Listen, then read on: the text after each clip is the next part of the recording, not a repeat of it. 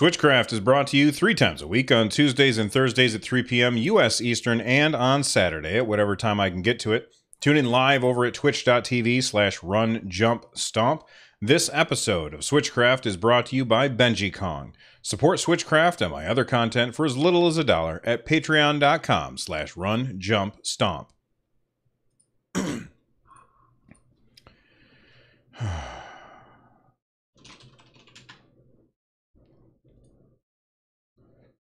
Save project as, and I'll hit OK, and then we go down here to SC180 sugar. I don't remember what episode this is. 184, and save. There we go. Okay. All right. Now, for those of you who are watching and you're like, well, something seems off. Well, that's because I'm not actually recording this live. I am recording this after the fact because I went to do a live show and all hell broke loose. Windows didn't update and destroyed everything. And so I was up to my elbows in wires, and we've got things working again, but it wasn't easy. So this episode, there's going to be no chat to interact with. That means it'll probably be shorter for the video people. Let's go ahead and get to work, though.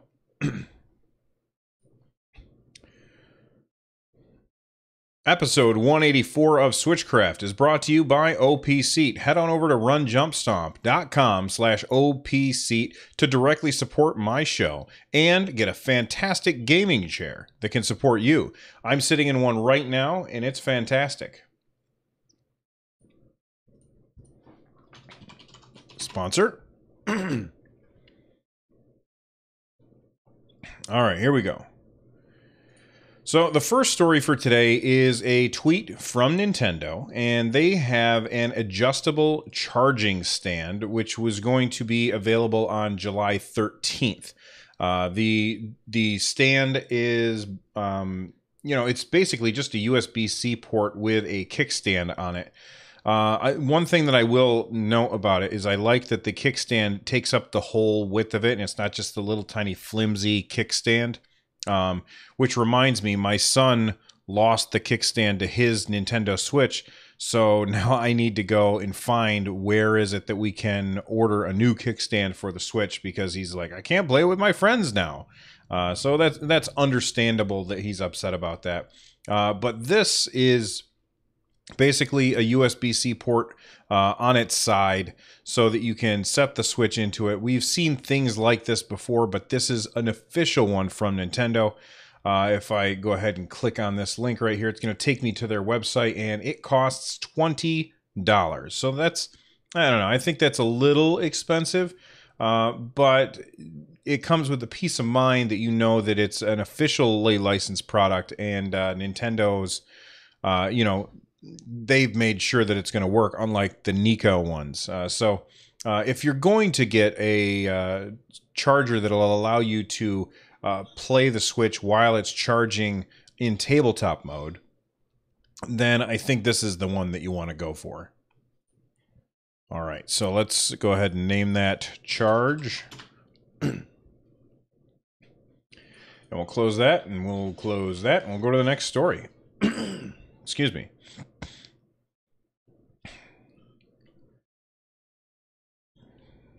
All right.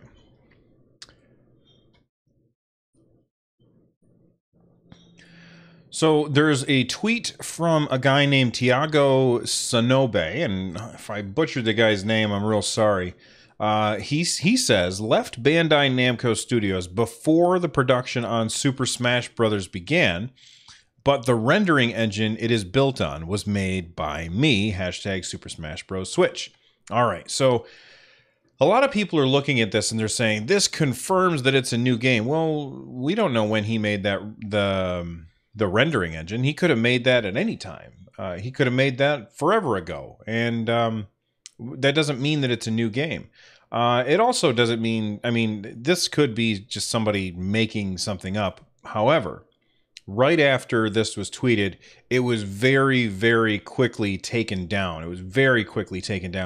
And the account was deleted. So he was either made this just in the hopes of getting this, getting people's hopes up, or, he tweeted this and then was like, wow, what a dummy that I am to tweet something like that.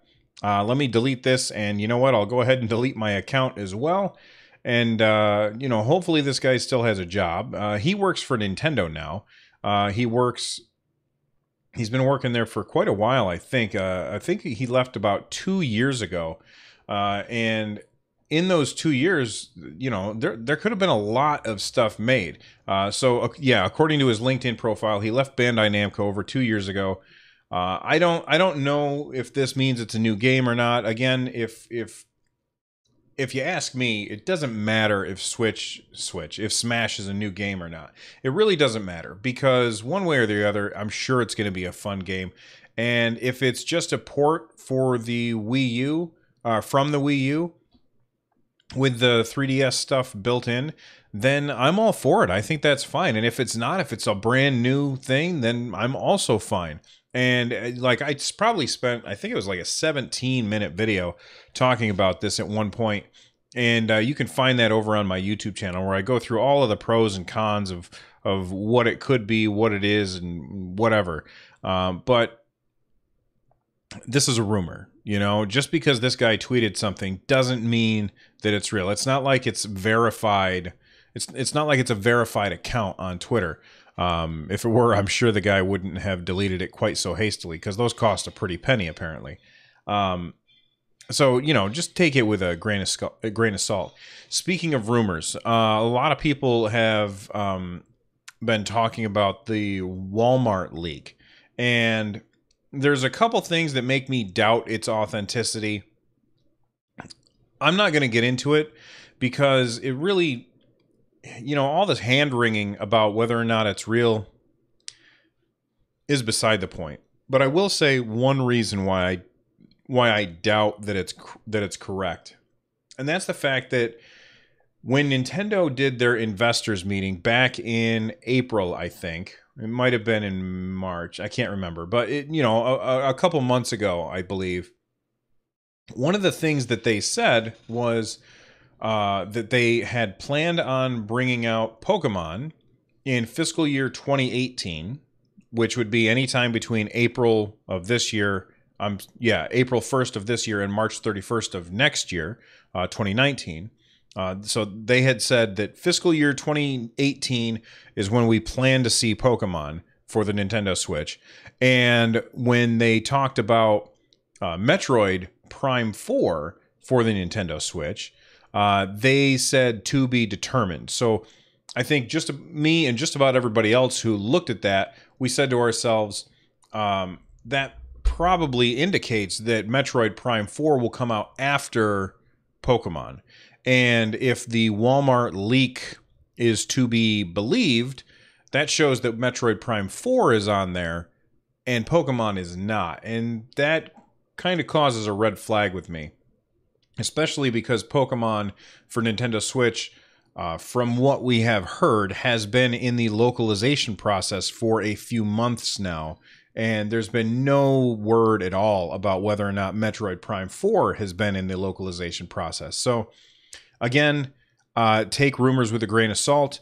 I try not to spend too much time on them, but I just wanted to let you know the reason why I didn't think that Walmart thing was correct. There we go. We'll name that Rumors and Scuttlebutt. Actually, I'll just name it Rumors, because I don't know how to spell Scuttlebutt.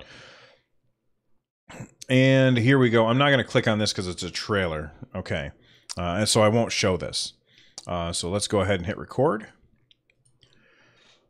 All right. Well, this is a really weird story. Saber Interactive, when the Switch first came out, they showed off a game called NBA Playgrounds. And it looked really cool. And then it shipped. First, it shipped on Xbox One and PS4. And it had a bunch of stuff missing. And then it shipped on Nintendo Switch, and it had even more stuff missing. And a lot of people were very, very unhappy with that particular game. Now, I never played it, so I don't know how it plays. And if you're somebody out there who loves the game, then more power to you. All I know is what I have heard from a majority of the people who who've complained about this game is basically that they're not happy. Now, to play devil's advocate here, since chat's not here to help me with that, whenever you're on the internet, most of the people who are going to say something are going to be the ones that are complaining because the people who are happy with it are too busy playing it, if that makes any sense. So, maybe the game is fantastic, but I don't know. I haven't personally played NBA Playgrounds. However, because of the backlash that Saber Interactive received from NBA Playgrounds, they decided that they were going to release for free for the people who had already bought the game a version of Shaq Fu for the Nintendo Switch, which is one of the craziest things that I had ever heard. And if you don't know what Shaq Fu is, it was a fighting game back in the 16-bit era, I believe, starring Shaquille O'Neal. This is when he was in that Steel movie. It was basically a Superman kind of movie where he was wearing a metal outfit and had a big hammer.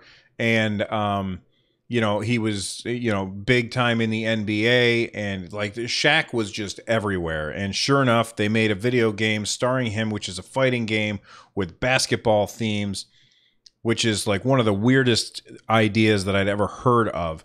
And now, Saber Interactive had said, look, we're going to make a version of Shaq Fu for modern consoles. And anybody who bought NBA Playgrounds 1 before we announced this is going to get it for free. And, a lot of people were like, well, I'm not super happy about it, but I'm certainly not going to spit in your face over it. I'm not going to turn down free stuff. I'll try out free stuff. And then they didn't say anything. And they didn't say anything for a really, really, really long time. And because they didn't say anything for a really long time, I think that Saber Interactive, they lost a lot of goodwill that they had, what little goodwill they had garnered with that announcement that, hey, we're trying to make things right. We're going to fix our game. We're going to give you this other game for free. And then they just didn't say anything for a really long time. Now, why am I talking about all this today? Because that's old news. It's old news. Well, everything that's old is new again. And here we are looking at NBA Playgrounds 2.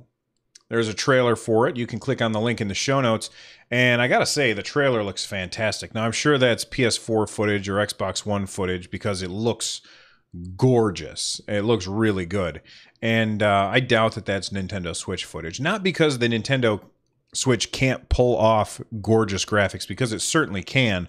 But the PS4 version and the Xbox One version of NBA Playgrounds 1 looked decidedly better than the Nintendo Switch version. No surprise. It's a portable console, and those other hardware have a lot more oomph to them. So why am I talking about this? Because it is just baffling to me that Saber Interactive is going to launch NBA Playgrounds 2 before Shaq Fu comes out. So they're going to launch a sequel to the game that ticked people off before the what's the word I'm looking for? The mea culpa featuring our good buddy Shaq comes out. And I don't know, that's just wrong. I think that's just wrong. But I will say this, NBA Playgrounds 2 looks really good. It looks like a lot of fun. I was a huge fan of NBA Jam back in the day. I was kind of starstruck when I was interviewing, and if you haven't already watched or listened to the interview, go back a couple episodes and check out my interview with Jules Watcham. He actually worked on NBA Jam, and when he said that, I was like, I got a little gray in my beard, and and he and I were kind of joking about how we both have gray in our beard, and I didn't want to say, hey, by the way, I played the hell out of your game when I was in high school, and I put a lot of quarters into it, and now I'm this old man. I didn't want to say that to him, and I was just kind of starstruck at the time that he had worked on that game and that I was interviewing him. That was a cool moment for me. So I'm a huge fan of NBA Jam, and NBA Playgrounds looks a lot like NBA Jam, and Playgrounds 2 looks like it's an upgrade. So I did read one thing on Reddit that said maybe they should just call this NBA Playgrounds 1 and change the name of NBA Playgrounds to NBA Playgrounds .5 or something like that. Anyway, the game looks fun, but I can't believe that they've got the gall to bring the sequel out before their apology game. Oof, I had to cough there at the end. All right, so we'll just call that Shaq, I guess. Save. Oh, this is so much harder to do without chat to talk to. All right, here we go. Well, this is kind of weird. EA has some estimates as to how the different consoles are going to do. They estimate that PS4 and Xbox One sales combined, that's both consoles, and that's probably also combining PS4s, PS4 Pros, Xbox One S, Xbox One X, Xbox One Cream of Soup edition. I have no idea. I'm sure the EA is combining all of those, and they're estimating that the sales this year will reach 130 million consoles sold for those two. Now that's pretty crazy, but those systems. Whoops! I just hit my Stream Deck. Those systems came out, and I can't remember now. PS4 launch date. There we go. Let's find that out. November 15th, 2013. Holy cow. That's been 5 years. And so that's PS4 launch date. Let's check the Xbox One launch date. That was November 22nd, 2013. So both of those systems have been out for roughly 5 years. And combined, they're going to hit about 130 million. So let's assume incorrectly that it's going to be half and half. So that means that the PS4 sold 65 million consoles, and the Xbox One sold 65 million consoles. Now, that's probably not correct. I'm sure that the PS4 actually sold more consoles than the Xbox One. It seems to be the king this generation. And why am I talking about this? It's a Nintendo show. Come on, Bill. What are you doing? Well, the reason I'm talking about it is because EA also made an estimate that Nintendo Switch console sales they are expecting them to pass 30 million. Now let's take that for what it's worth. If we split those other consoles evenly, 60 million in 5 years versus the Nintendo Switch by the end of this year, not even doing a full year, but by the end of this year, Blake Jorgensen, he works for EA, he said that they are expecting that it will push 30 million consoles in 2 years. That's pretty crazy. And you know what's even more crazy is that EA is basically, they're really not supporting the Switch, or at least they haven't so far. We've got E3 coming, and when E3 gets here, I expect to hear more from EA about the Nintendo Switch. However, I've been wrong before, you know. EA has been really closed off with Nintendo, and yes, they have FIFA, and they have that weird game where you play a glow-in-the-dark squirrel, Faye. You sing to other animals. So they've got a couple of games on the Nintendo Switch, but they haven't been supporting it nearly as much as other developers have. And when I think about that, it's not a huge surprise to me. It feels like EA was just waiting, and I feel like they've waited too long. But maybe they kind of got their butts into gear probably around Christmas last year. Like, I think that's what they were waiting for, to see how the Switch would perform around in holiday time, and then once they saw that the Switch was just selling like gangbusters, they probably have started to assign teams to start bringing games over to the Switch. And I think that that's good if that's true. And we also have to remember that it takes a really long time to make a game. So bringing a game kind of marble mouth there, bringing a game over to the Switch is going to take some time, and we're just going to have to be patient. So do I expect EA to kind of thumb their nose at at Nintendo again at E3 this year? No. I think that EA is going to start announcing some titles for the Nintendo Switch, but I'm not, I'm not 100% on it. I'm probably, if I were a betting man, and I'm not, I would probably say 80% chance the EA is going to be dropping some heavy games onto the Switch, or at least announcing them at E3. And 20% of me says, probably not. EA Sports. It's in the game. All right. Speaking of things that I...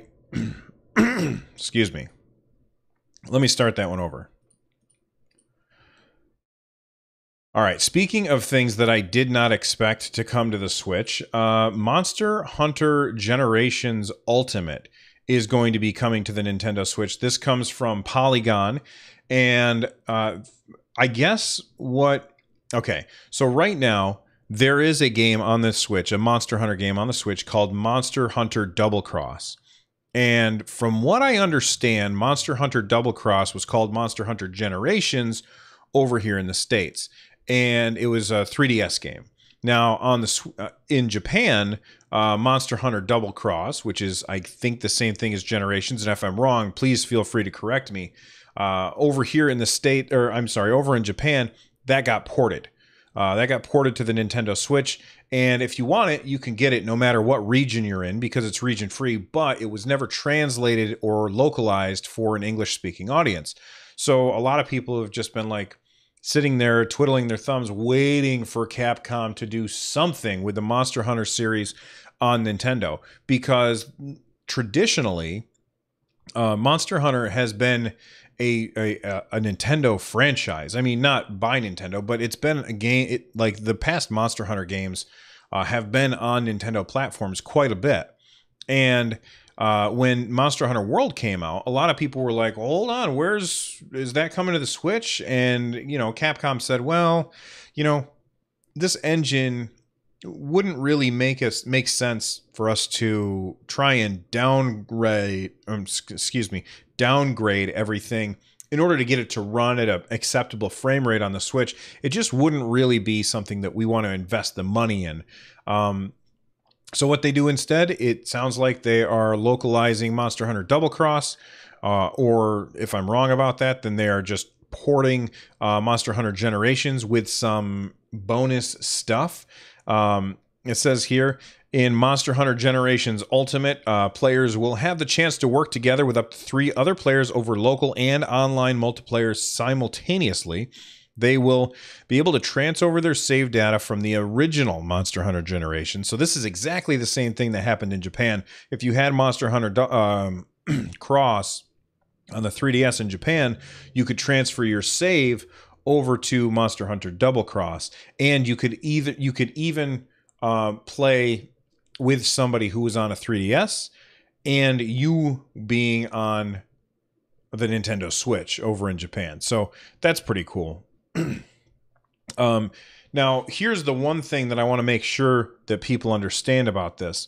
Monster Hunter World, which that was my first Monster Hunter game. I mean, I played demos of Monster Hunter games before, and I always found them very opaque and difficult to get into and difficult to understand.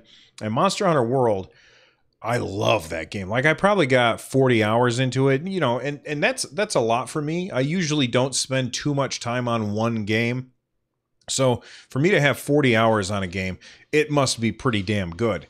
And it was very, very approachable compared to the other Monster Hunter games. Now, even still, with the increase in the into how accessible Monster Hunter Worlds was, it was still kind of difficult to understand things. And I definitely had to go to YouTube and look up stuff. And there was a YouTube channel that I checked out named Gaijin Hunter, and he explained like everything in the game so I could understand it, because the game doesn't do a great job teaching you how to play. Well, Monster Hunter Generations Ultimate probably is not going to have a similar experience to Monster Hunter World. It's probably going to be more akin to the older Monster Hunter titles, which are a lot more difficult and require a lot more investment from the player in order to get the most out of the game. So make sure that you know that going in. I, for one, will probably end up picking up Monster Hunter Generations Ultimate, if for no other reason than I really like the Monster Hunter games, and I would like to, and you know, being a Nintendo podcaster, I have a huge friends list on my Nintendo Switch, and I have very few people on my PS4 friends list. So, you know, if I want to play a Monster Hunter game multiplayer with people from the community using our Discord or whatever, I can easily do that with a Switch version because I've got so many friends on that system to pull from, and I really don't have that on the PS4 because I don't do a PS4 podcast. Anyway, that being said, I'm glad that they are bringing this. I hope that they make it more accessible, a little more approachable. But I don't anticipate them actually doing that. And we'll call that MH Generations Ultimate, MHGU. And we'll save. All right. Let's see how long we've got so far. Tracks, align tracks end to end. Ooh. File. Okay, I already saved tracks. Oh, I didn't select any. That's why, you dummy. Tracks, align tracks, end to end. We're already at 23 minutes.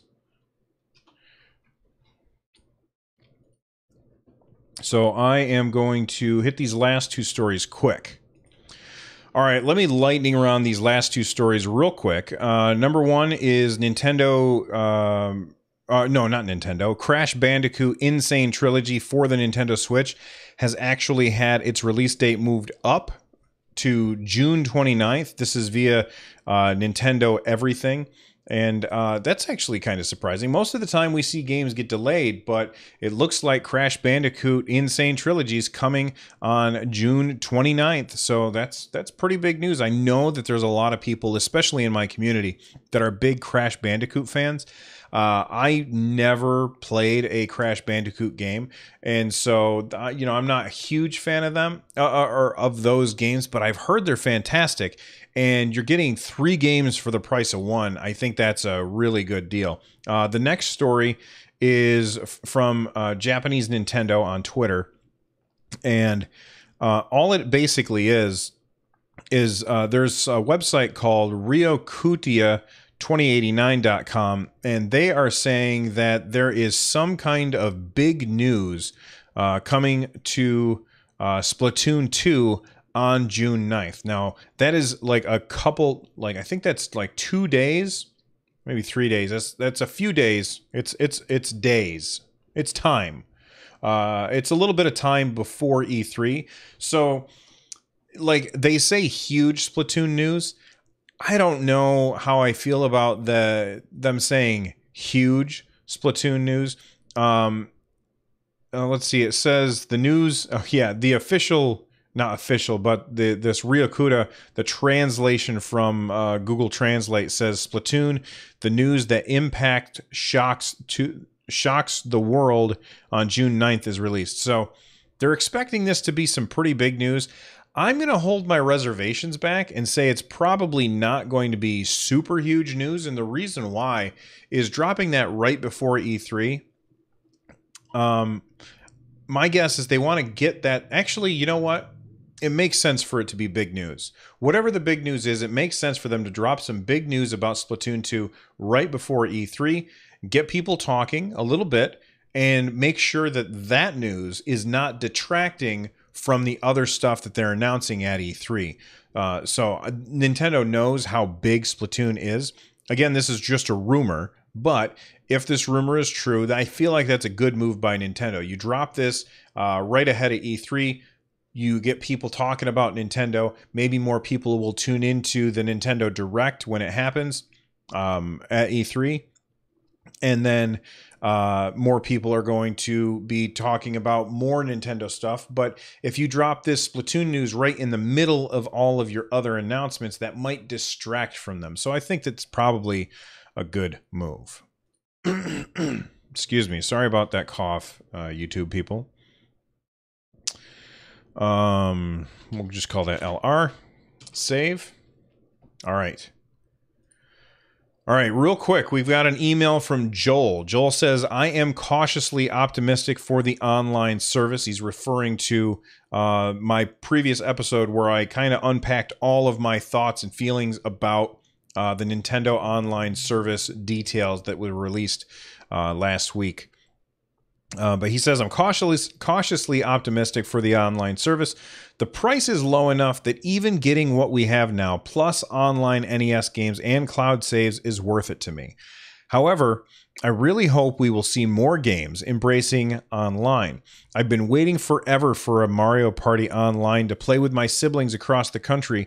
If we could virtually pass the controller around not only in NES games, but also the newer stuff, that would be really something. Joel. All right. I think that that's a really great idea.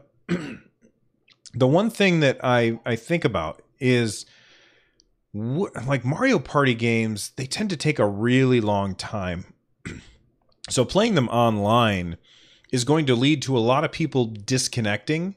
Like you'll start playing and you'll be like, oh my God, it's already been like 40 minutes. I have stuff I have to do. I'm going to stop playing.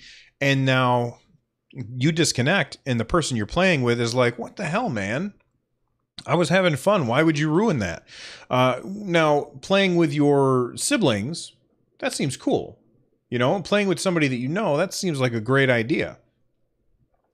But I think that Nintendo always has an eye towards negative experiences like that. And they would say, you know what, we're not going to put online in Mario Party. Now, I think that's a mistake. I think that they should do what you're saying, Joel. But thank you very much for the email. If you want to email me, you can do so, runjumpstomp@gmail.com. If you want to call and leave a voicemail, you can at 260-RUN-JUMP. That's 260-786-5867. You can get a hold of me on Twitter at runjumpstomp. You can join our Discord and talk to awesome people there at runjumpstomp.com/Discord.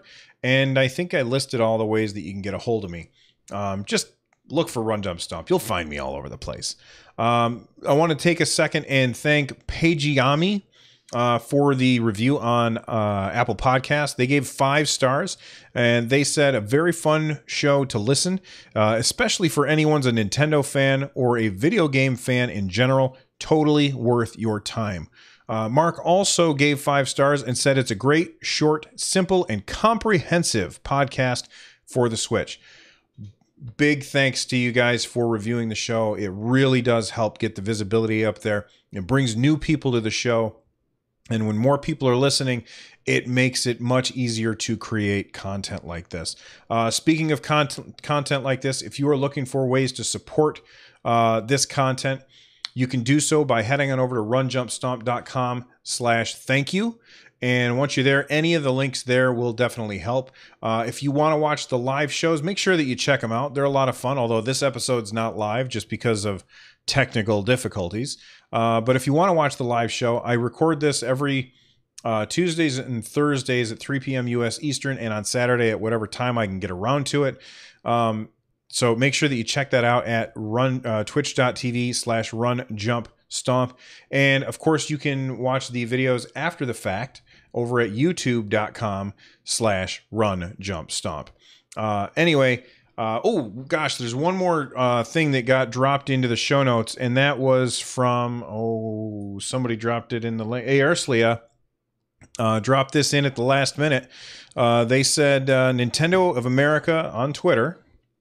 Oh, okay, here we go. This is good stuff. Whoops, wrong button. Minecraft is bigger, better, and more beautiful with new ways to play and share. Share the adventure with friends across the different platforms when Minecraft and the Better Together update comes to Nintendo Switch on June 21st. All right, that is awesome. Now, if you don't know what the Better Together update is, I will recap it incredibly quickly and then get out of your face. The Better Together update basically lets you play with people on other platforms. So that means if your friend is using the iPad to play Minecraft, they can join you on your Nintendo Switch. If they are using their Xbox, they can join you. If they are using the Windows 10 version of the game on PC, they can join you. Not the Java version on PC. Keep that in mind. That is a very different fork altogether. You can pretty much play with anybody on any platform except for the Java version on PC and the PS4 version, because Sony is a bunch of dirtbags that won't play. They just won't play. So they just don't want to play nice with other people. But anyway, that's it for the show. I would normally thank chat right now, but I can't because they're not here, because I'm not doing this live. But thank you to everybody who's ever supported the show in any way. I really appreciate it. There's free ways to support. Again, that's runjumpstomp.com/thank you. I'm out of here. Make sure that you also support Tom Winter and Noteblock. They make the music that you listen to on the audio version of this podcast. I'll see you next time. Bye-bye. And stop recording.